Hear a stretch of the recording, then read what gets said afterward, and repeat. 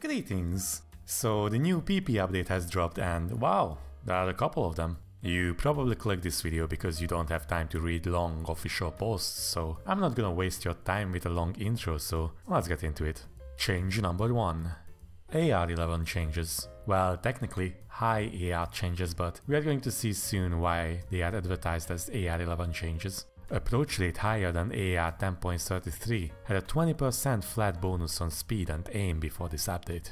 So using AR9.1 plus double time already gave a 20% bonus, even when the map was ringtone sized. Moreover, the bonus was the same for AR11 marathon maps, so that's not really good. With the new change, the flat bonus has become a scaling one.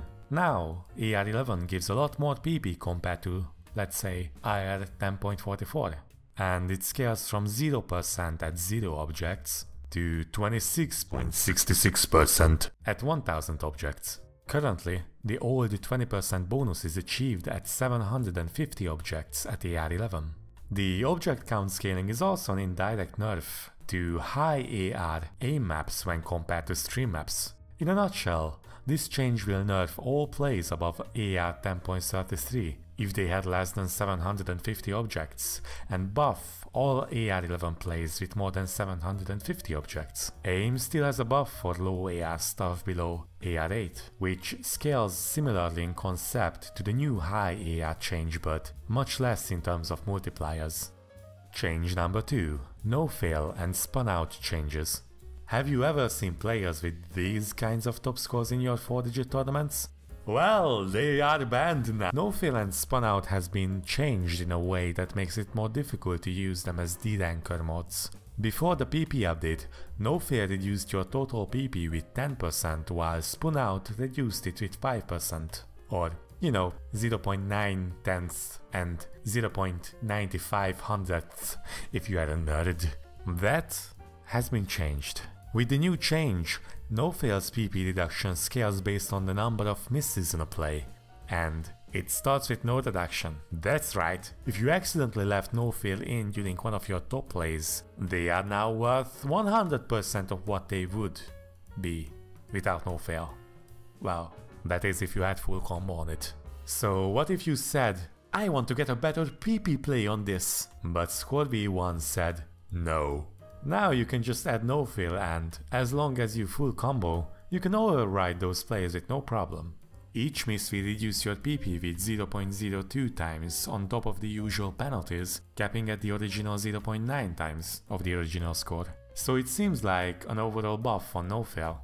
You would achieve the max penalty at just 5 misses, so it's really hard to abuse it with diff spike maps that you wouldn't be able to pass otherwise. However, the change is kind of great for high HP maps played with hard rock or double time hard rock, although the score multiplier remains unchanged, so that leaves a bit of a sour note for people who might stream mod maps for leaderboard places. HP drain is still a trash concept though.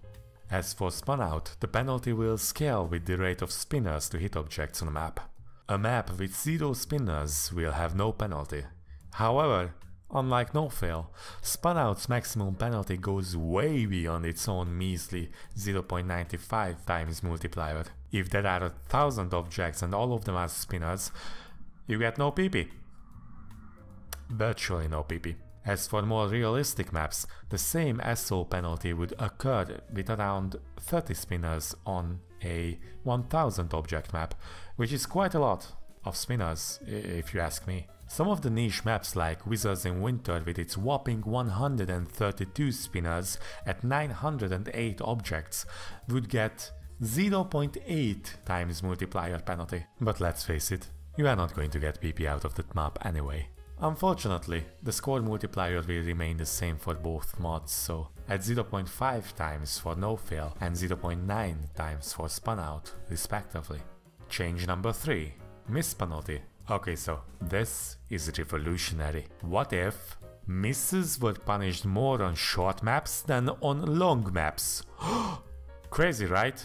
That's what we are getting though, so buckle up boys. Before this PP update, misses would punish all maps with 0.97 times penalty on the power of the number of misses. So 5 misses would be punished by a 0.86 times multiplier penalty on a 5000 object marathon, and on your Phineas and Pleb third top play all the same. This has changed. Now a flat once off 3% penalty gets applied on the first miss for both aim and speed PP values. However, the subsequent misses will be less punished for a little while, which is represented in this little highlighted area in the graph. The more misses you do, though, the harsher the penalty gets. So the new system will punish you much harder for sleeping half your play. Additionally, the object count will also influence how severe or lenient the penalty is. The more object count there is, the more lenient it is, while the less object count there is, the harsher the punishment received.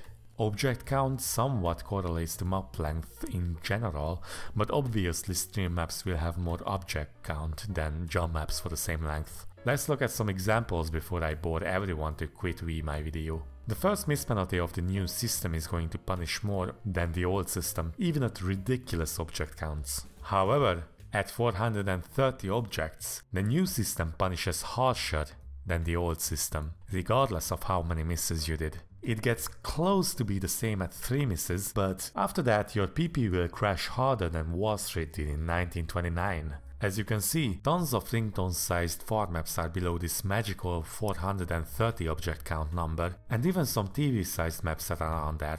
On the other hand, you might remember the achievement you get for making a play over 2000 combo. Oh, you don't? Well, you better train to be good at marathon maps though, as between 1 and an astonishing 20 miscounts, your 2000 object count play is penalized less with this change than it used to in the old system. At 1 and at 20 and above, the new system actually penalizes more than the old.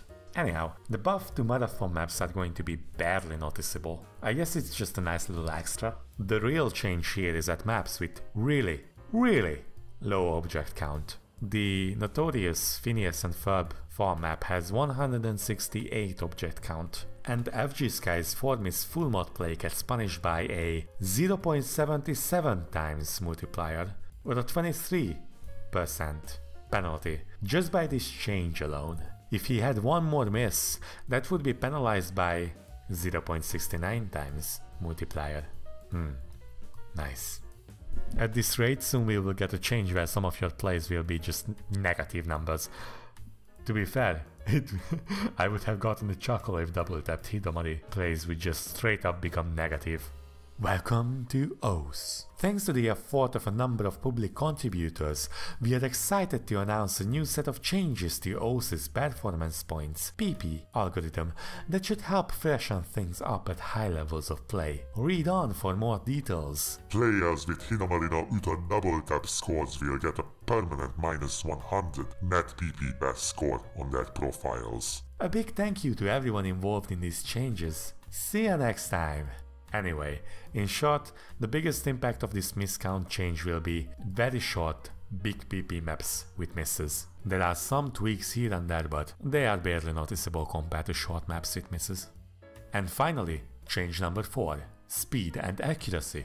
So we all know the issue with double tapping and low accuracy scores in general. To combat the gibbon infestation, the speed aspect of PP will be severely punished on lower accuracies, even on mediocre accuracy. Really high accuracy plays might get a little buff on their speed aspect, but nothing too crazy. As you can see on the screen, the amount of nerfs or buffs you may get from this change on your speed PP depends on the map's overall difficulty as well. Below OD 6.5, even SS scores get their speed aspect nerfed.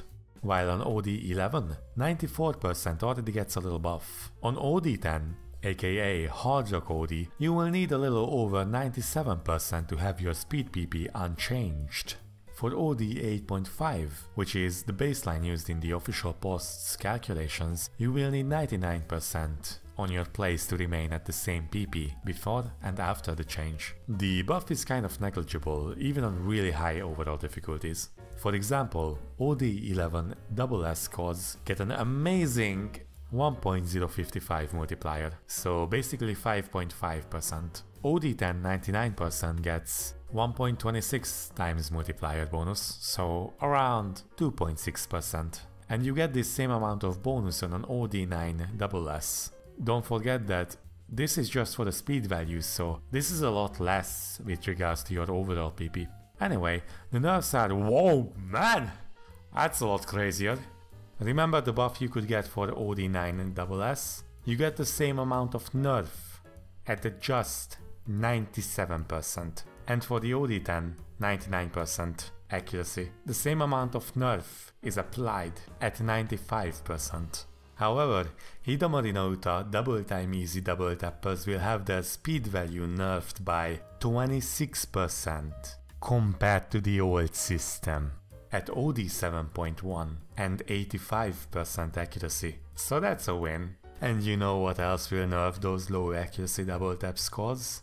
Getting 50 hits, as that will be punished beyond just the accuracy penalty. There was no such penalty before, so it is an overall low accuracy nerf as well. Its main intention is to reduce PP double tapped plays get. I guess it achieves its intended goal, since double tapped PP squads get most of their PP value from speed. However, since space streams are still measured through the speed skill aspect, getting 50s on such maps will impact your PP just as much as they would on conventional speed maps.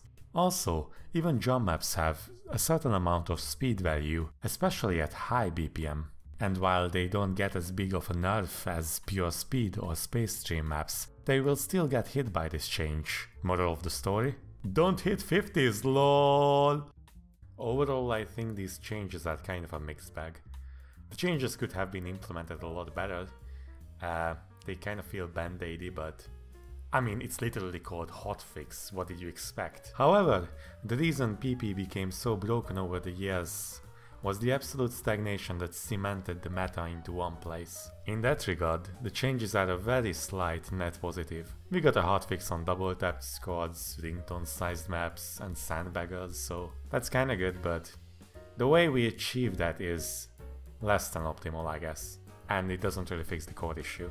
I'm actually hopeful for the upcoming updates, since there are a couple of proposals on GitHub which could make these updates obsolete. PP is developed by volunteers, so we cannot really expect the same kind of frequency as other big games would have, so keep that in mind. But anyway, what do you guys think? Do you just love these updates like Grandma loves you? Or are you literally going to quit because you lost a couple of performance points? Leave your comments down below. And if you don't want to, you can always like, dislike, subscribe, unsubscribe, etc. Have a good one. See you next time.